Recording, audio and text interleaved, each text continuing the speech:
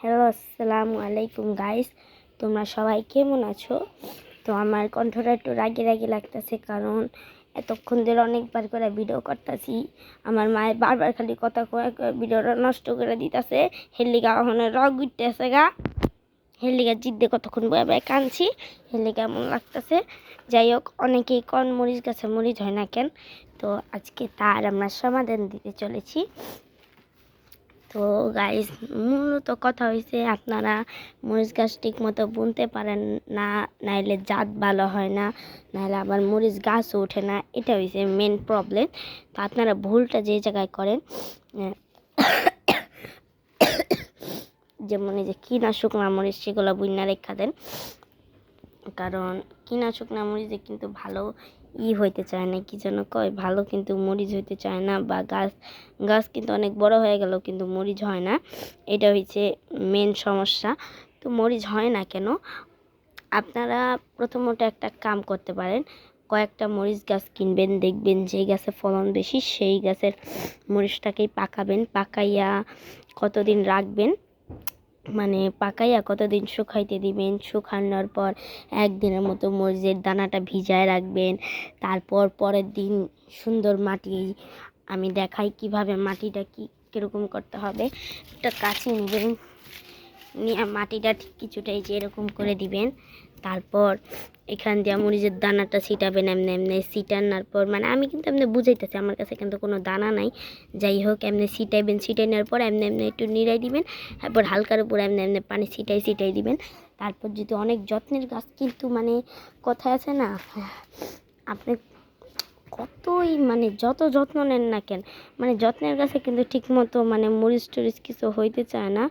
তো আমার সাথেও এটাই হয়েছিল। যাই হোক, আমি একটা মরিচ মানে আমি এক মুঠা মরিচ গাছে যে এরকম মুঠা একটা মরিচ গাছ, মানে কতগুলো মরিচ গাছ কিনে আনছিলাম, তার ভিতর কত মানে 100টা গাছের মধ্যে মানে হয়েছিল কয়টা গাছে যেন মরিচ, হ্যাঁ 3টা গাছে ভালো ফলন হয়েছিল। সেই 3টা থেকে আমি মানে 3টা মরিচ থেকে 3টা মরিচ পাকাইয়া শুকাইয়া তারপর রাখছিলাম। তারপরে এই যে কত দানা বুনছিলাম, কত মরিচ গাছ মইরা গেছে, এর ভিতর মাত্র ওখানে আর একটা মরিচ গাছই আছে। এই যে দেখতে পাচ্ছ, মানে সারা মরিচ গাছ মনে ভৈরা ভৈরা মরিচ হয়েছে। মাশাল্লাহ মাশাল্লাহ। এই যে গাইস, এখানে একটা মরিচ, এই যে একটা মরিচ, যাই না দেখা যাইতেছে নি। তো তো আমার মরিচ গাছে মাশাল্লাহ ভালোই মরিচ হয়েছে। তো আপনারা ভুলটা যে জায়গায় করেন, মানে মরিচ গাছের জাত ফাত না দেখাই আপনারা মানে দানাটা বুন্না দেন, এই জন্যই কিন্তু আপনাদের গাছটা হইতে চায় না। বা মরিচ গাছ এত মানে আমার কিন্তু এরকম একটা মরিচ গাছ ছিল, কিন্তু সেই মরিচ গাছে অনেক মানে ফলনই হয় নাই, এটার চেয়েও বড় হয়ে গেছিলো গাছটা, এরপরেও ফলন দেয় নাই অন্তরি। মানে এই যে এমন করলে এরকম খালি কলি দেখা যাইতো, এরপরেও মানে মরিচ হইতো না, ফুল ফুটতো না, হপায়ও ফুটে নাই, কে মরিচ গাছই শেষমেশ মানে মইরা গেছে গা।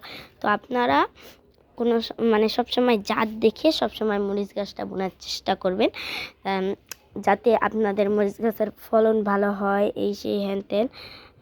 আল্লাহ, এটা কি করলাম আমি? আর আপনাগুলোকে ভিডিও করতে যে ছোটো একটা মরিচ ছিঁড়ালাইছি। আল্লাহ, তো শখের মরিচ গাছের অন্তরে একটা মরিচও ছিঁড়ি নাই, এনকার একটা টান দিছি পুতকিরা ছিঁড়া গেছে, যে হেনে ছিল টান দিছি পুতকিরা ছিঁড়া গেছে গা। যাই হোক, মরিচটা যেহেতু ছিঁড়ছে আমার শখের মরিচ গাছ থেকে, সে হয়তো ছোটোই কি বড়ই হই, মরিচটা খেতেই হবে, কারণ আমার এত শখের মরিচ গাছের মরিচ। এখানে রেখে দিই। তো এখন আমরা মূল কারণে আবার চলে আসি। তো সবসময় কিন্তু এই জায়গাটাই আপনারা ভুল করেন।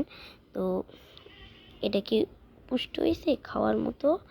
যাই হোক, আমরা নেক্সট ভিডিওতে যদি মরিচ যদি খাওয়ার উপযুক্ত হয় অবশ্যই ছিড়ব। তো গাইজ, যারা এখনও আমার চ্যানেলটিকে সাবস্ক্রাইব করনি, লাইক করনি, কমেন্ট করনি, শেয়ার করনি, তাড়াতাড়ি করে দাও। আমি কিন্তু তোমাদের আশায় কিন্তু বসে থাকি, কিন্তু অনেকে আছে আবার সাবস্ক্রাইব করে আবার আনসাবস্ক্রাইবও করে দেয়। এরকমটা কিন্তু করবেন না, কারণ খুব কষ্ট লাগে। যাই হোক, তো গাইস, সবসময় জাত দেখে বোনার চেষ্টা করবেন। তো এই যে একটা ফুল নষ্ট হয়ে গেছে, সবসময় জাত দেখে বোনার চেষ্টা করবেন। তো যারা এখনও আমার চ্যানেলটিকে সাবস্ক্রাইব করেনি অবশ্যই সাবস্ক্রাইব করে দেবেন। তো আজকে তো আপনাদের সমাধানটা দিয়েই দিলাম। তা আর পেঁয়াজ গাছ নাহলে রসুন গাছ যদি আপনাদের যেই গাছ না হয় আমাকে অবশ্যই কমেন্টে বলবেন, আমি তার সমাধান একটা ভিডিও দিয়ে দিব। তো আজকের মতন এই পর্যন্তই, বাই। যারা এখন আমার চ্যানেলটিকে সাবস্ক্রাইব করেনি, লাইক করেনি, কমেন্ট করেনি, শেয়ার করেনি অবশ্যই করে দাও, বাই।